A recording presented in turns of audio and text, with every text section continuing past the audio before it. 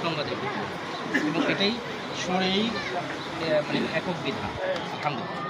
এরই ধারাবাহিকতায় আজকে আমরা করছি আলহামদুলিল্লাহ। আর মুসলিম উম্মার জন্য মেসেজ হচ্ছে, মুসলিম উম্মা সারা বিশ্বেই হচ্ছে, বাংলাদেশে শুধু এই সাবকন্টিনেন্ট ভারতীয় উপমহাদেশে কয়েকটা রাষ্ট্র মাত্র এই হুকুমটা মানছে না।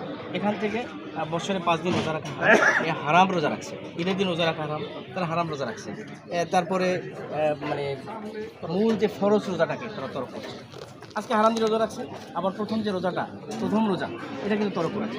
কারণ আমাদের জাহাঙ্গীরের তরিকতের সিলসিলা বা মমতাজের দরবারের স্লোগান হচ্ছে ফরজ রোজা ছাড়বো না, হারাম রোজা রাখবো। এই স্লোগানকে সামনে রেখে আমাদের চন্দ্রমাস সঠিক তারিখ বাস্তবায়ন কমিটিও, আমি এটা সাংগঠনিক সম্পাদক হিসেবে বলতেছি, এই সংগঠনে এই একই ধারায় এগিয়ে যাচ্ছে। মুসলিম উম্মার জন্য মেসেজ হচ্ছে বাংলাদেশ সরকার, মাননীয় প্রধানমন্ত্রী নিয়েও গত বছর ইফতার মাহফিলে আলেম ওলামাদের উদ্দেশ্য করে বলছিলেন যে আপনার চিন্তা করতে যে আসলে আলেম ওলামা ভেবে দেখেন যে আসলে সারা বিশ্বে একই সাথে করা যায়, সব কিছু হয়, সব কিছু সারা বিশ্বে একই জায়গায় হয়, একটা জায়গায় ধর্মীয় উৎসবটাকে আমরা এড়িয়ে যাচ্ছি, আমরা ভৌগোলিক বিষয়টাকে ধরতে দিচ্ছি, কিন্তু এটা ভুল, সম্পূর্ণই ভুল। মাননীয় প্রধানমন্ত্রী তার প্রধানমন্ত্রী তো হওয়ার আগেই 1 বছর আগেই তিনি ম্যাচ করেছেন।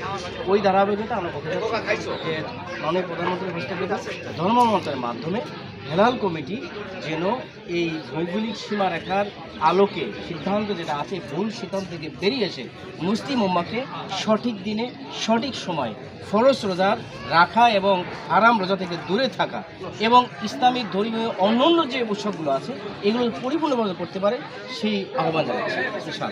ধন্যবাদ সকলকে, ভালো থাকবেন। আমি শাহাবুদ্দিন আহমেদ, এই কমপ্লেক্সের যে মসজিদ আছে এটার খতিব, শাহসি মমতাজিয়া জামে মোহাম্মদিয়া জামে মসজিদের খতিব, এবং আমি আল্লাহর ইসলামিয়াতে আছি এবং মমতাজিয়া দরবারে একজন খাদেম বক্তা। আসসালামু আলাইকুম।